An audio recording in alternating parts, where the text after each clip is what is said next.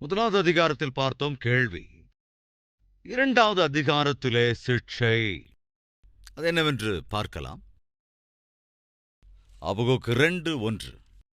நான் என் காவலிலே தரித்து அரணிலே நிலை கொண்டிருந்து அவர் எனக்கு என்ன சொல்லுவார் என்றும், கவனிங்க, அவர் என்னை கண்டிக்கும் போது நான் என்ன உத்தரவு சொல்ல வேண்டுமென்றும் கவனித்து பார்ப்பேன் என்றேன். பதிலுக்காக காத்துக் கொண்டிருந்தானா.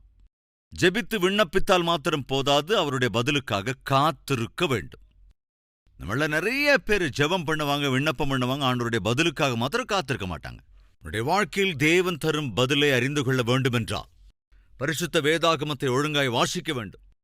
என்னுடைய வாழ்க்கையிலே கடந்த சுமார் 32 வருட கால இந்த ஊழியத்தின் வாழ்க்கையிலே, 30 வருடத்திற்கு மேலான இந்த ஊழிய வாழ்க்கையில எத்தனையோ கேள்விகள், எத்தனையோ பிரச்சனைகள், எத்தனையோ சோதனைகள், எத்தனையோ பரீட்சைகள், தடையூர்கள், இடையூர்கள், இப்படி இவற்றுக்கு எல்லாவற்றின் மத்தியில் எனக்கு என்ன கேள்வி எழுந்தாலும் எனக்கு எங்கிருந்து அதற்கான பதில் கிடைத்தது தெரியுமா? பரிசுத்த வேதாகமத்திலிருந்து தான்.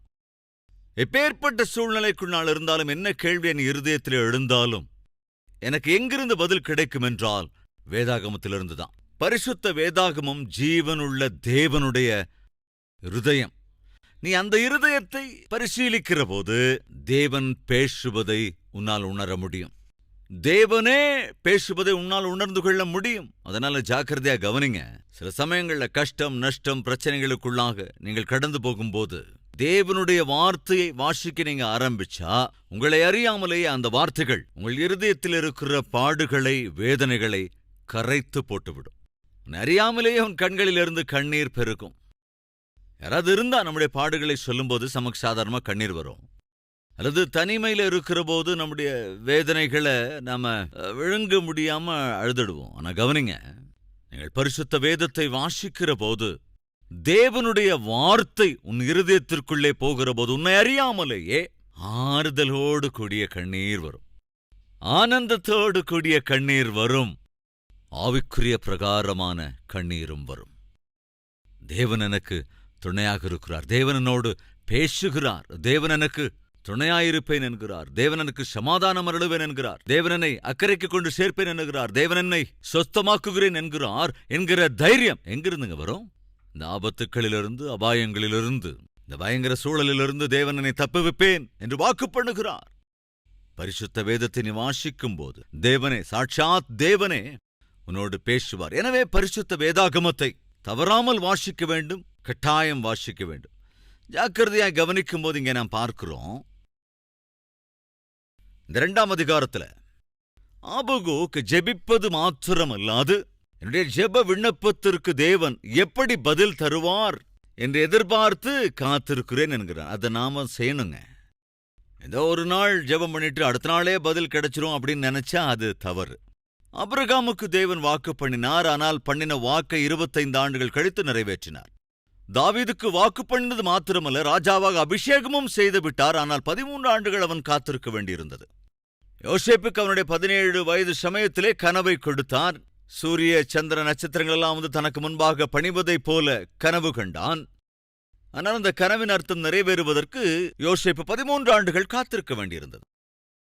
அன்பு சகோதர சகோதரிகளே, தேவன் தம்முடைய ஒரே பேரான குமாரன் இந்த உலகிற்கு அனுப்பினார். கவனிங்க, அப்படி அனுப்பின தேவனே தம்முடைய குமாரன் ஊழியத்தை செய்வதற்கு 30 வருட காலம் காத்திருக்க வேண்டியிருந்தது. எனவே உன்னுடைய வாழ்க்கையிலும் என்னுடைய வாழ்க்கையிலும் நாம் காத்திருத்தல் என்பது மிகவும் அவசியம். ஆபகூக் கேள்வியோடு கூட இந்த புத்தகத்தை ஆரம்பித்தான், ஆனால் நம்பிக்கையோடு இந்த புத்தகத்தை முடிக்கிறான். மத்தியிலே சிக்ஷை. அதாவது உனக்கு எப்பேற்பட்ட பிரச்சனைகள் இருந்தாலும் அந்த எல்லா பிரச்சனைகளுக்குமான பதிலை, தீர்வை தேவன் தருவார் என்கிற நம்பிக்கை கொண்டு வாழ்வதுதான் ஆவிக்குரிய வாழ்க்கை. 2ஆவது அதிகாரத்தில் பார்க்கிறோம், காத்து கொண்டிருந்தான், தேவன் எனக்கு என்ன பதில் தருவார். எத்தனையோ கேள்விகள் இருந்தது. இந்த கேள்விகளுக்கான தேவனுடைய பதில் என்ன? உன்னுடைய வாழ்க்கையிலும் அநேக பிரச்சனைகள் உண்டு. அந்த பிரச்சனைகளுக்கான பதில் என்ன? உன் கணவனுடைய விஷயமாக இருக்கலாம், மனைவியின் விஷயமாக இருக்கலாம், உன் விவாக விஷயமாக இருக்கலாம். அப்படி இன்று நீ என்னென்ன பிரச்சனைகளோடு, அநேக கேள்விகளோடு காத்து கொண்டிருக்கிறாயோ, அந்த எல்லா கேள்விகளுக்கும் தேவனிடத்தில் பதில் உண்டு. ஆனால் அந்த பதில் உனக்கு எப்பொழுது வரும் தெரியுமா? நீ எதிர்பார்க்கிற போது, நீ காத்திருக்கிற போது. ஆபகூக் இந்த 2ஆவது அதிகாரத்தில் நாம் பார்க்கிறோம், நான் நிலை கொண்டிருந்து அவர் எனக்கு என்ன சொல்லுவார் என்று காத்திருந்தேன் என்கிறான். நாம கூட சில நேரங்களில் ஆண்டவர்கிட்ட கேட்போம், என்ன ஆண்டவர் இது எல்லாத்தையும் பார்த்துக்கிட்டு மௌனமா இருக்கிறீங்க, ஏன் என்ன கண்டுக்கவே மாட்டேங்கிறீங்க, எதுக்காக என்ன கவனிக்கிறதில்ல, ஏன் என்ன சுகமாக்குறதில்ல, ஏன் எனக்கு என்னுடைய வாழ்க்கையில் இந்த அற்புதங்களை செய்யறதில்லை, அப்படி என்னென்னவோ கேள்விகளை நாம் கேட்கிறோம். ஆனால் கேள்வி கேட்கிறோமே தவிர விசுவாசத்தோடு நீ கேட்ட கேள்விகளுக்கான பதிலை தேவன் தருவார் என்று எதிர்பார்த்து காத்திருக்கிற நடத்தை உனக்கு இருக்கிறதா? அங்கதான் ஃபெயில் ஆயிடுவோம். கேட்கிறோமே தவிர அதுக்கப்புறம் கொஞ்சம் சலிச்சுக்கிறோம். கேட்கிறோம், பதில் கொஞ்சம் தாமதமானா சலிச்சுக்கிறோம். நீ கேட்டு அது தாமதமாகிறது என்பதற்காக சலிக்கிறாய் என்றால் நீ ஒரு விசுவாசி அல்ல. தயவு செஞ்சு கவனிக்கணும், சலிக்காமல் எதிர்பார்ப்பதுதான் விசுவாசம். கவனிங்க, எதுக்கும் சலிச்சுக்காம எதிர்பார்த்து காத்திருப்பதுதான் விசுவாசம். நம்மள நிறைய பேருக்கு தேவனிடத்திலிருந்து வரும் பதில் கொஞ்சம் தாமதமானா எவ்வளவு எரிச்சல் வருது, எவ்வளவு சலிப்பு வருது, சிலருக்கு எவ்வளவு கோபம் கூட வருது. அது விசுவாசம் அல்ல. எதற்கும் சலிக்காமல் காத்திருக்கணுங்க, விசுவாசம். அவன் காத்திருக்கிறானா. என்ன பதில் கிடைத்தது? நான் என்ன உத்தரவு சொல்லுவேன் என்றும் கவனித்து பார்ப்பேன் என்றேன்.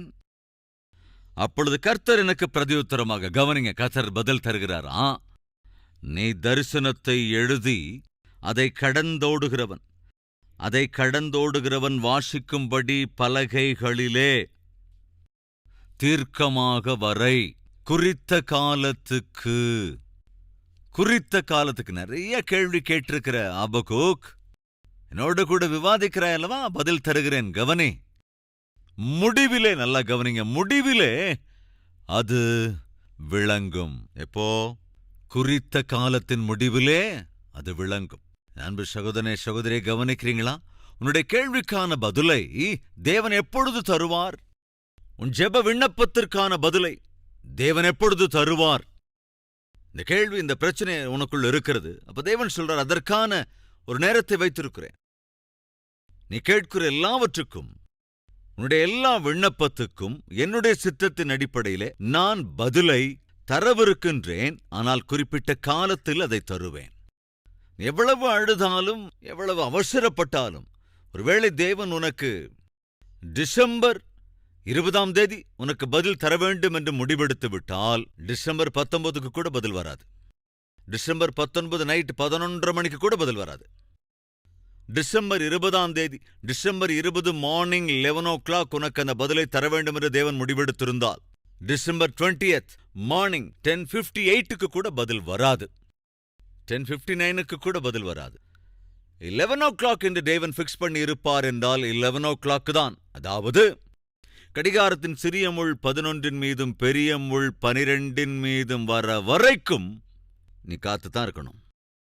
எனவேதான் நான் சொல்லுகிறேன், விசுவாசம் என்றால் சலிக்காமல் காத்திருப்பதுதான்.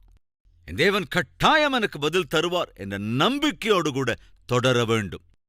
என்ன ஆண்டவரே பதிலே தரமாட்டேங்கிறீங்க? நீங்க பார்க்கறது இந்த 3 அதிகாரங்களை தவிர ஆபகூக் தீர்க்கதரிசியாக சுமார் 40 வருடங்கள் அங்கே ஊழியம் செய்திருக்கிறான்.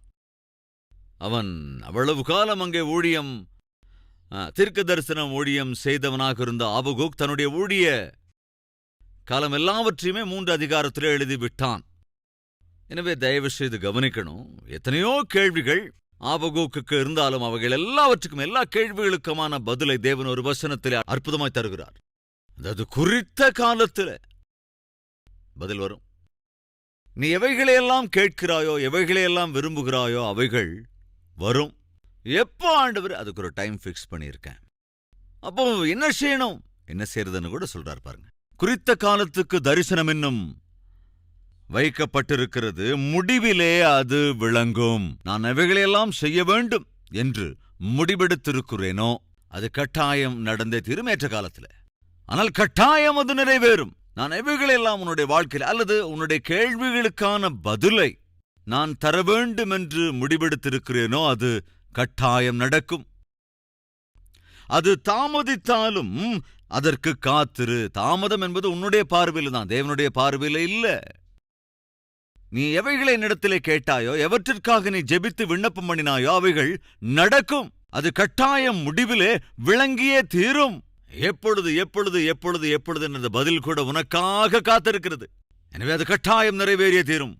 எப்பொழுதும் ஒருவேளை தேவன் சில பேரோடு பேசுகிறாரோ என்னவோ, தேவன் உன்னோடு தான் பேசுகிறார். இது நடக்குமா ஆண்டவரே, இதெல்லாம் ஆகுமா ஆண்டவரே என்று நீ எவைகளை குறித்தெல்லாம் அவரிடத்திலே கேட்கிறாயோ, தேவன் சொல்லுகிறார், கட்டாயமா நடக்கும், கட்டாயமா நிறைவேறும். இது சாத்தியமா ஆண்டவரே, இப்படியெல்லாம் ஆகுமா, இதெல்லாத்தையும் என் வாழ்க்கையில நல்லா பார்க்க முடியுமா? இப்படி என்ன கேள்வி இருக்கிறதோ, தேவனிடத்தில் என்னவெல்லாம் கேட்கிறாயோ, தேவன் சொல்கிறார், நடக்கும், கட்டாயமா நடக்கும், கட்டாயமா நிறைவேறும். எவ்வளவு அற்புதமான வாக்குத்தத்தத்தை தேவன் உனக்கு இன்று தருகிறார். தாயே, தகப்பனே, சகோதரனே, சகோதரியை கவனிக்கிறியா? தேவன் உன்னோடு தான் பேசுகிறார். கட்டாயமாக குறித்த காலத்திலே நீ எழுப்பிய எல்லா கேள்விகளுக்கும், உன்னுடைய எல்லா ஜெப விண்ணப்பத்துக்கும் என்னுடைய சித்தத்தின் அடிப்படையில் நான் பதில் தருவேன். அது தாமதித்தாலும், அதாவது உன்னுடைய பார்வையில் அது தாமதமே தவிர, நீ அது தாமதம் என்று நினைக்கிறாயே தவிர, அதற்காக நீ காத்திரு. வெயிட். அவசரப்படாத. அவசரப்பட்டு தப்பான அடி எடுத்து வச்சிடாத, தப்பான முடிவுகளை எடுத்துடாத. வெயிட். திரும்ப திரும்ப சொல்கிறேன், விசுவாசம் என்றால் சலிக்காமல் காத்திருப்பதுதான். வெயிட். விசுவாசத்தோடு காத்திரு, கட்டாயம் உனக்கு பதில் கிடைக்கும். விசுவாசத்தோடு காத்திருக்கும் போது உனக்குள் சலிப்பு வரவே வராது. விசுவாசத்தோடு காத்திருந்தால்தான் உனக்குள் விரக்தி வராமல் இருக்கும். So wait. I know your problem. உன்னுடைய பிரச்சனைகள் எனக்கு தெரியும், உன்னுடைய கஷ்டங்கள் எனக்கு தெரியும். உன் கண்ணீரை நான் காண்கிறேன். உனக்கான பதிலை நான் அருளுவதற்கு முடிவெடுத்து விட்டேன். அதற்கான டைமை கூட ஃபிக்ஸ் பண்ணிவிட்டேன். தாமதம் தாமதம் என்று நினைக்கிறாய், ஆனால் நான் ஃபிக்ஸ் பண்ணின டைமுக்கு வந்தால்தான் அது உனக்கு ஆசீர்வாதம், அது உன் வாழ்க்கையில் ஆச்சரியம். எனவே நீ என்ன செய்ய வேண்டும்? தாமதம் என்று நினைக்காமல் வெயிட் பண்ணி கொண்டிரு. வெயிட் பண்ணு, நான் பதிலை தருவேன், தரப்போகிறேன். அது திட்டவட்டமாய் நடக்கும். நீ அதற்காக காத்திரு. அது கட்டாயம் நடக்குமா? கவனிங்க, குறித்த காலத்தில் அது நடக்கும். மேலே சொல்லிவிட்டார். கீழே பார்க்கும்போது அது நிச்சயமாய் வரும், அது தாமதிப்பது இல்லை. அது தாமதிப்பது இல்லை. 2வது அதிகாரத்தை நாம் இன்னும் கவனிப்போம் என்றால், தேவனுடைய சிட்சையை குறித்து அது தெளிவாக காட்டுகிறது. அதே சமயத்தில் துன்மார்கள் சிட்சிக்கப்படும் போது நீதிமான்கள் என்னாவார்கள் என்பதையும் கூட அங்கே பார்க்க முடியும். 4வது வசனத்தில் வாசிக்கலாம். இதோ அகங்காரியாயிருக்கிறானே, அவனுடைய ஆத்துமா அவனுக்குள் செம்மையானதல்ல, தன் விசுவாசத்தினாலே நீதிமான் பிழைப்பான். நீதிமான் எப்படி பிழைப்பானா? தன் விசுவாசத்தினாலே பிழைப்பான். ஜாக்கிரதையா கவனிச்சா, யூதா ராஜ்யம் ஒன்றுமில்லாமல் போய்விட்டது. ஆனால் அதிலிருந்த நீதிமான்கள் மாத்திரம் தேவனுக்காக வைராக்கியமாய் வாழ்ந்தார்கள். யாரெல்லாம் தெரியுமாங்க? தானியேல், சாத்ராக், மேஷாக், ஆபேத்நேகோ, எரேமியா, எசேக்கியேல், இப்படி அநேகம் பேர் சிறைபிடிக்கப்பட்டு போன யூதர்களுக்குள் இருந்த போதும் அவர்கள் தங்கள் விசுவாசத்தை விட்டுவிடாமல், விசுவாச குறைவுக்கு ஆளாகி விடாமல் தங்கள் ஆவிக்குரிய வாழ்க்கை கெட்டியாய் பற்றிக் கொண்டார்கள். அதன் பலனாய் தேவன் அவர்களை மிக மிகவும் ஆசீர்வதித்தார். கொஞ்சம் முன்னால போலாம். 1வது அதிகாரத்திலே கேள்வி, 2வது அதிகாரத்திலே எப்போ ஆண்டவரே சிட்சை? என்ன இப்படி பார்த்து மௌனமா இருக்கீங்களே? தேவன் சொல்லுகிறார், வந்துவிடும், சிட்சை வரும், கட்டாயமாக வந்துவிடும். டைம் ஃபிக்ஸ் பண்ணிட்டேன். அந்த டைமுக்கு யார் யார் என்னென்ன பாவங்களை செய்தார்களோ அப்படி பாவம் செய்த பாவிகளுக்கு கட்டாயம் நான் சிட்சை விதிக்கப் போகிறேன். அதில் சந்தேகமே இல்லை. இந்த 2வது அதிகாரத்தை நீங்க திரும்ப திரும்ப வாசிச்சு பாருங்க, உங்களால புரிந்து கொள்ள முடியும். 3வது அதிகாரத்துல வாசிக்கிறேன். ஆபகூக் தீர்க்கதரிசி சிகாயோனில் பாடின விண்ணப்பம். சிகாயோனில் பாடின விண்ணப்பம், அதாவது இந்த விண்ணப்பம் என்பது பாடலாக பாடப்பட்ட விண்ணப்பம். வேத பண்டிதர்களின் அபிப்பிராயம் என்னவென்றால், ஆபகூக் தீர்க்கதரிசியாக மாத்திரமல்ல, கண்டிப்பாக ஒரு ஆசாரியனாகவும் இருந்திருப்பான் என்பதுதான். அல்லது தேவனுடைய தேவாலயத்தில் சங்கீதக்காரனாக இருந்திருக்கக்கூடும். ஏனென்றால் தான் எழுதிய அந்த விண்ணப்பத்தின் சங்கீதம் வாத்தியத்தோடு கூட பாடப்பட்டது என்று எழுதப்பட்டிருக்கிறது. அதேபோல 3வது அதிகாரத்தினுடைய கடைசி பகுதியில் இது நெகினோத் என்னும் வாத்தியத்தில் வாசிக்க ராகத் தலைவனுக்கு ஒப்புவிக்கப்பட்ட சங்கீதம். அவன் சங்கீதக்காரனாயிருந்திருக்க வேண்டும், தேவனுடைய ஆலயத்தில் ஊழியம் செய்தவனாயிருந்திருக்க வேண்டும், அல்லது ஆசாரியனாக கூட இருந்திருக்கலாம். அநேக வேத பண்டிதர்களின் அபிப்பிராயம் என்னவென்றால், ஆபகூக் ஒரு தீர்க்கதரிசி பிளஸ் ஆசாரியன். இந்த இரண்டு பொறுப்புகளையும் கூட நேர்த்தியாய் நிறைவேற்றின அற்புதமான ஒரு ஊழியக்காரன் என்பது அநேக வேத பண்டிதர்களுடைய அபிப்பிராயம். என்ன இந்த சங்கீதம், அதாவது ஜெப விண்ணப்பத்தோடு கூடிய சங்கீதம் என்னவென்றால், அதாவது இந்த விண்ணப்ப சங்கீதத்தின் சாராம்சம் என்னவென்றால், இந்த 3வது அதிகாரத்தினுடைய 16வது வசனம், நான் கேட்ட பொழுது என் குடல் குழம்பிற்று, அந்த சத்தத்துக்கு என் உதடுகள் துடித்தது, என் எலும்புகளில் உக்கல் உண்டாயிற்று, என் என் நிலையிலே நடுங்கினேன்.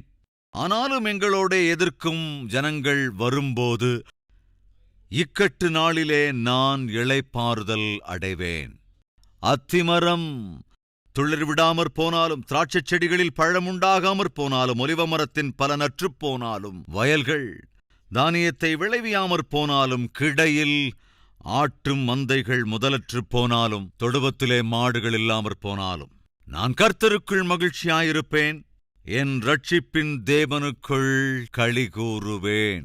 ஆண்டவராகிய கர்த்தர் என் பெலன், அவர் என் கால்களை மான் கால்களைப் போலாக்கி உயரமான ஸ்தலங்களில் என்னை நடக்க பண்ணுவார். அநேக கேள்விகள். முதலிலே கேட்ட அதே தீர்க்கதரிசி கடைசியில் வரும்போது என்ன சொல்றான்னு கவனிங்க. நான் கேட்ட கேள்விகளுக்கு முழுமையான பதில் வந்தாலும் வராவிட்டாலும், கவனிக்கிறீங்களா? என் கேள்விக்கான பதில் முழுமையாய் வந்தாலும் வராவிட்டாலும், அவற்றை நான் கண்களால் பார்த்தாலும் பாராவிட்டாலும், அத்திமரம் துளிர் விடாமற் போனாலும், திராட்சைச் செடிகளில் பழம் உண்டாகாமற் போனாலும், ஒலிவமரத்தின் பல நற்றுப் போனாலும், வயல்கள் தானியத்தை விளைவியாமற் போனாலும், கிடையில் ஆட்டு மந்தைகள் இல்லாமல் போனாலும், தொழுவத்திலே மாடு இல்லாமற் போனாலும், கர்த்தருக்குள் நான் மகிழ்ச்சியாயிருப்பேன். நம்பிக்கை. சகோதரனே சகோதரியை கவனிக்கிறீங்களா? நமக்குள் அநேகருக்குள் இருக்கிற அபிப்பிராயம் என்னவென்றால், நம்முடைய ஜெபத்துக்கு தேவன் பதில் தந்தா அவருக்குள்ள நாம சந்தோஷம். தேவன் பெரியவர், அவர் மகிமைக்குரியவர், அவர் மகத்துவத்துக்குரியவர் அப்படின்னு எப்ப நீ சொல்ற? நான் என் வேலைக்காக தேவனிடத்திலே ஜெபித்தேன், தேவன் வேலையை கொடுத்தார், எனவே தேவன் பெரியவர். கற்ப பலனுக்காக ஜெபித்தேன், தேவன் அதை அருளினார், எனவே தேவன் பெரியவர். ஒருவேளை உன்னுடைய கேள்விக்கான பதிலை தேவன் தரலன்னா அவர் பெரியவர் கிடையாதா? ஒருவேளை தேவன் உனக்கான வேலையை தாமதித்தால் அவர் பெரியவர் அல்லவா? நம்மள நிறைய பேருக்குள்ள இருக்கிற அபிப்பிராயம் அது. தேவன் மிகவும் மகத்துவர், பெரியமானவர் அப்படின்னு சாட்சி சொல்றது நல்லதுதான். தேவன் வாழ்க்கையில் செய்திருக்கிற ஆச்சரிய காரியங்களை வெளிப்படுத்துவது நல்லதுதான். அதே சமயத்துல நீ ஆசைப்பட்டது, நீ யோகித்தது ஒருவேளை உன் கை கெட்டாவிட்டால், உனக்கு அது கிடையாமல் போனால், தேவனை விட்டு விலகி போய்விடாதே. அவரிடத்திலே உனக்கு அவ்விசுவாசம் வந்துவிடவே கூடாது. கேள்வி, சிக்ஷை, நம்பிக்கை. ஆபகூக் தன் கடைசிக்கு வருகிற போது என்ன சொல்றான்? என் கண்களுக்கு முன்னால் அற்புதமான சூழல் ஒருவேளை காணப்படாவிட்டாலும், என்னை சுற்றி இருக்கிற சூழ்நிலை மிக மோசமானதாக தெரிந்தாலும் கூட, நான் மட்டும் என் தேவனைத்தான் விசுவாசிப்பேன். விதைகளை விதைத்திருக்கிறோம், ஒருவேளை பயிர் விளையலன்னா, தொடர்ந்து சொல்றான் பாருங்க. ஒருவேளை அத்திமரம் துளிர் விடலன்னா, திராட்சை செடிகள் பழத்தை தரலன்னா, ஆடுகள் மாடுகள் எப்பொழுதும் இருக்க வேண்டிய கிடையில ஒருவேளை இருக்க வேண்டிய ஆடுகள் இல்லாமல் போனாலும், நான் கர்த்தருக்குள்ள மகிழ்ச்சியாயிருப்பேன், என் ரட்சிப்பின் தேவனுக்குள் நான் களி கூறுவேன். ஆண்டவராகிய கர்த்தர் என் பலன், அவர் என் கால்களை மான் கால்களைப் போலாக்கி உயரமான ஸ்தலங்களில் என்னை நடக்க பண்ணுவார். இது ஆபகூக்கால் எழுதப்பட்ட புத்தகம். கவனிங்க, இந்த 3 அதிகாரங்களில் தான் தேவனோடு கூட பேசிய, முதல் அதிகாரமா இருந்தாலும் 2வது அதிகாரமா இருந்தாலும், இன்னும் அந்த 3வது அதிகாரமாக இருந்தாலும் கூட, தான் தேவனோடு பேசியதென்ன, தேவன் தன்னோடு பேசியதென்ன, அதற்கு பதிலாக தான் செய்த ஜெபம் என்ன அல்லது பாடிய பாடல் என்ன? முதலாவது ஜெபம் செய்தான், 2வது பதிலை பெற்றுக்கொண்டான், 3வது தேவனை துதித்தான். முதலாவது அதிகாரத்திலே ஜெபித்தான், 2வது அதிகாரத்திலே பதிலை பெற்றுக்கொண்டான், 3வது அதிகாரத்திலே தேவனை துதிக்கிறான். நம்முடைய தனிப்பட்ட வாழ்க்கையிலும் நாமும் அதைத்தான் செய்ய வேண்டும். ஆண்டவரிடத்திலே ஜெபிக்க வேண்டும், ஜெபத்துக்கான பதிலை பெற்றுக்கொள்ள வேண்டும், அதற்காக ஆண்டவரை துதிக்க வேண்டும், விண்ணப்பம் பண்ண வேண்டும், மறு உத்தரவை பெற்றுக்கொள்ள வேண்டும், தேவனை துதிக்க வேண்டும். அதைத்தான் நாம் செய்ய வேண்டும். அற்புதமான ஒரு ஆவிக்குரிய சூத்திரத்தை, சத்தியத்தை ஆபகூக் வெளிப்படுத்தியிருக்கிறான். அது மாத்திரமல்ல, இன்னொரு காரியமும் கூட உண்டு. நான் நினைத்தது நடக்காவிட்டாலும், நான் கேட்டது எனக்கு கிடைக்காவிட்டாலும், விண்ணப்பித்ததை பெற்றுக்கொள்ளாவிட்டாலும் என் தேவனை நான் விட்டுவிடவே மாட்டேன். அவருக்குள் தான் சந்தோஷமாயிருப்பேன், அவருக்குள் தான் நான் களி கூறுவேன். சகோதரனே, சகோதரியே, இந்த நம்மள சில பேர் தேவனிடத்துல கொஞ்சம் முணுமுணுக்கத்தான் செய்றீங்க இல்லையா? தேவன் மீது கொஞ்சம் கோபத்தை வெளிப்படுத்திக்கிட்டே இருக்கீங்க, அப்படித்தானே? எதற்காக கோபம், எதற்காக ஆவேசம் என்றால் தேவன் உனக்கு பதில் தரவில்லை என்பதால் தானே. நீ ஆசைப்பட்டது, நீ கேட்டதை தேவன் உனக்கு தரவில்லை என்று இன்று முறுமுறுத்துக் கொண்டிருக்கின்றாய் என்றால் அது நல்லது அல்ல. உண்மையான உத்தமமான ஆவிக்குரிய நடத்தை என்றால் அது நீ கேட்டிருக்கிறாய், ஆசைப்பட்டிருக்கிறாய், கேட்டது, எதிர்பார்த்தது உனக்கு கிடைக்காத போது நீ தேவனை விசுவாசிக்கிற நபராயிருந்தால் எரிச்சலடையாமல் காத்திருப்பாய். அதுதான் விசுவாசம். அதுதான் ஆபகூக்கினுடைய விசுவாசம். நீதிமான் தேவனுடைய வார்த்தையினாலே பிழைப்பான். என்ன சொல்றான்? நீதிமான் விசுவாசத்தினாலே பிழைத்துக் கொள்வான். அந்த விசுவாசம் தேவனுடைய வார்த்தையினாலே சத்தியம். ஆபகூக்கின் புஸ்தகத்தை பற்றி நாம் பார்த்தோம். 1வது கேள்வி, 2வது சிக்ஷை, 3வது நம்பிக்கை. நம்முடைய வாழ்க்கையிலும் கூட அன்பு சகோதர சகோதரிகளே, எத்தனை கேள்விகள் இருந்தாலும் கூட அந்த கேள்விகளுக்கான பதிலை தேவன் தருவார் என்கின்ற உண்மையை உணர்ந்தவர்களாய், நம்பிக்கையோடு கூட சந்தோஷமாய் நம்முடைய ஆவிக்குரிய வாழ்க்கையை இது முதற்கொண்டு நாம் தொடர முயற்சி செய்ய வேண்டும்.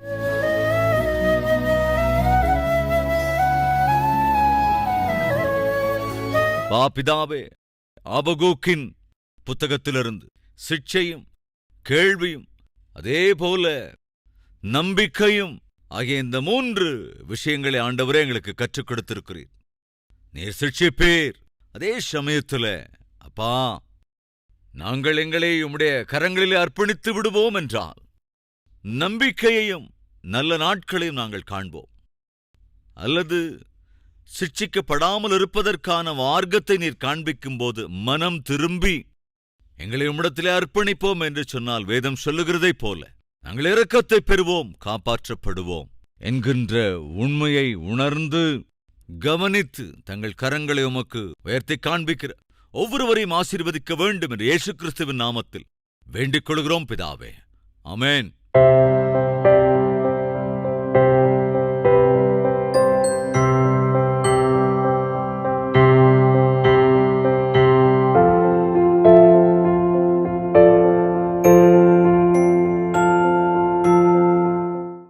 எங்கள் முகவரி: கல்வரி, தபால் பெட்டி எண் 30, குக்கட்பள்ளி, ஹைதராபாத் 72.